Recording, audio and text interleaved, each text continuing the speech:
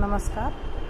आज हम बीए प्रथम वर्ष के द्वितीय सेमेस्टर में भक्ति काल के अंतर्गत एक भक्ति काल का क्वेश्चन करेंगे कि भक्ति काल को हिंदी साहित्य का स्वर्ण युग क्यों कहा जाता है, स्पष्ट करें।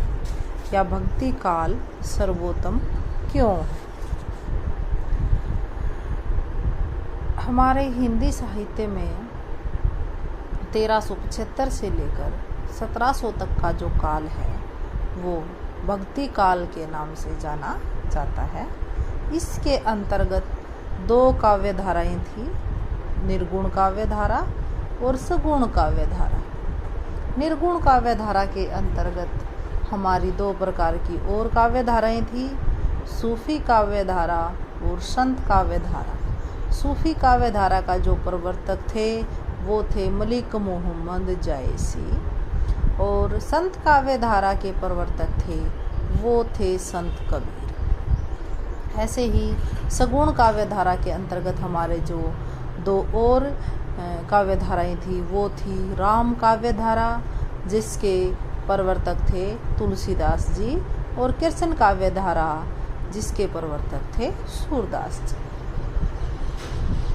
तो डॉक्टर श्याम सुंदर दास ने हिंदी साहित्य के भक्ति काल को सर्वश्रेष्ठ घोषित करते हुए कहा है कि जिस युग में कबीर, जायसी, तुलसी, सूर जैसे रसिद कवियों और महात्माओं की दिव्य वाणी उनके अंतकरणों से निकलकर देश के कोने कोने में फैली थी, उसे साहित्य के इतिहास में सामान्यतः भक्ति युग कहते हैं और निश्चित ही वह हिंदी साहित्य का स्वर्ण युग था।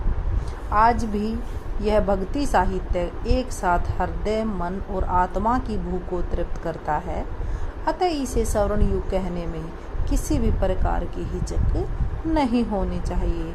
वस्तुतः उसी साहित्य को स्वर्ण युगीन कहा जा सकता है जिसका संदेश सार्वकालिक और सार्वदेशिक होता है। ऐसा साहित्य उस देश की संस्कृति और सभ्यता से संबंधित होता है। ऐसा साहित्य विशाल भावना और विशद विचारों पर आधारित होता है। उसमें सामान्य जनजीवन के सुख दुख का वर्णन होता है। निम्न तथ्य यही प्रमाणित करते हैं कि जो भक्तिकालीन हिंदी साहित्य है वो हिंदी भाषा का या फिर हिंदी साहित्य का स्वर्ण युग था। उसकी जो इसको हम स्वर्ण युग मानते हैं वो क्या क्या कारण हैं वो अभी हम करेंगे कि इसमें पूर्ववर्ती तथा परवर्ती कालों का सर्वश्रेष्ठ काव्य। हिंदी साहित्य का भक्ति काल अपने पूर्ववर्ती और परवर्ती कालों में निसंदेह श्रेष्ठ था। पूर्ववर्ती का मतलब जो भक्ति काल से पहले का युग था, जो कि आदिकाल था। 1053 से लेकर वो था 1375 तक का जो काल था वो आदिकाल के नाम से जाना था। पूर्ववर्ती जो कि भक्ति काल से पहले का था। एक है परवर्ती काल जो कि भक्ति काल के बाद का काल है, जिसको हम रीति काल कहते हैं, जिसकी समय सीमा है 1700 से लेकर 1900 विक्रमी संवत तक। तो ये परवर्ती कालों से, दोनों से, आदिकाल से भी और रीति काल से भी श्रेष्ठ काल था भाई। आधुनिक काल का साहित्य अवश्य व्यापक एवं विविधोन्मुखी है।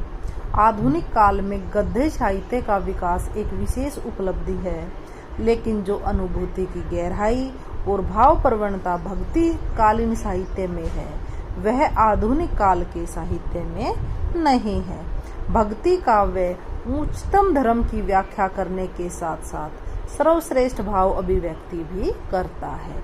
तो इसमें बताया गया है कि जो भक्ति काल है अपने आदिकाल और रीति काल यहाँ तक कि आधुनिक काल से भी श्रेष्ठ काल है।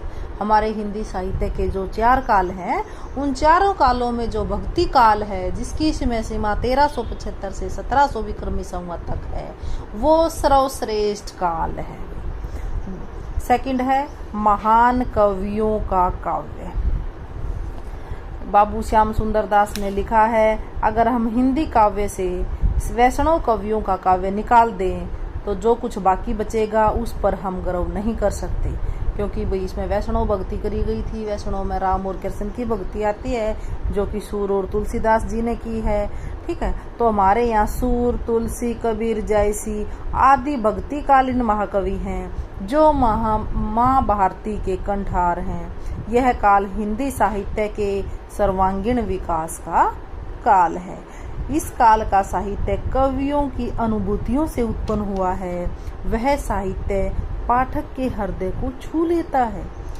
इससे पूर्वकालीन साहित्य था वो, जैसे कि आदिकाल का और रीतिकाल का, वो आश्रयदाताओं को प्रसन्न करने में ही लगा रहता था। जैसे हमारे आदिकाल का अगर हम जिक्र करते हैं तो आदिकाल में जो वीरगाथा का, आदिकाल को तो वीरगाथा काल भी कहा गया है कि वीरों की प्रशंसा में ही काव्य लिखा गया।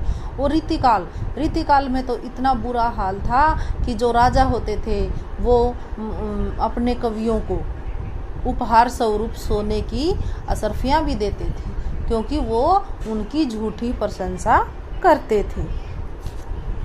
तो उत्तर काल का साहित्य भी आश्रयदाताओं को प्रसन्न करने के लिए लिखा गया, और इसे पहले वाला भी। लेकिन ये जो हमारा भक्ति काल का काल था, ये सिर्फ इसमें कवियों की जो अनुभूति, उन्होंने जो अनुभूति हुई उसी का वर्णन किया। नेक्स्ट है स्वांत सुखाए न कि स्वामीन सुखाए। भक्तिकालीन कवि दरबारी कवि नहीं थे।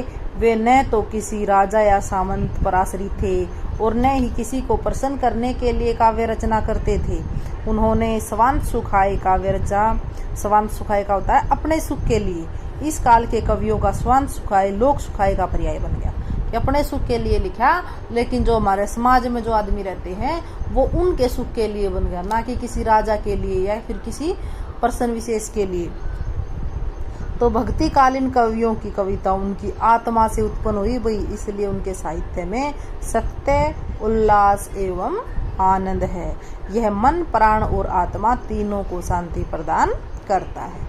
नेक्स्ट है भारतीय संस्कृति से संबंध काव्य। मध्यकालीन इतिहास और संस्कृति को जानने के लिए भक्तिकालीन साहित्य का अध्ययन करना नितांत आवश्यक है।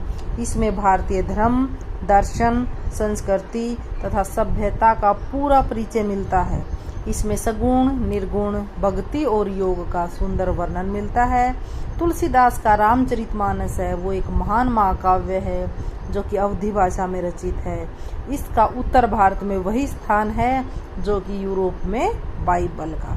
इस प्रकार से सूरदास, नंददास और मीराबाई का काव्य राधा कृष्ण की भक्ति से ओतप्रोत है। दूसरी ओर कबीर और सूफी कवि जायसी ने हिंदू मुस्लिम एकता स्थापित करने का भरसक प्रयास किया है। तो उपरोक्त कवियों के कारण ही भारतीय संस्कृति का निर्माण हुआ है। तो इस तरह से हमारे भक्तिकालीन जो साहित्य था वो भारतीय संस्कृति से जुड़ा हुआ काव्य था।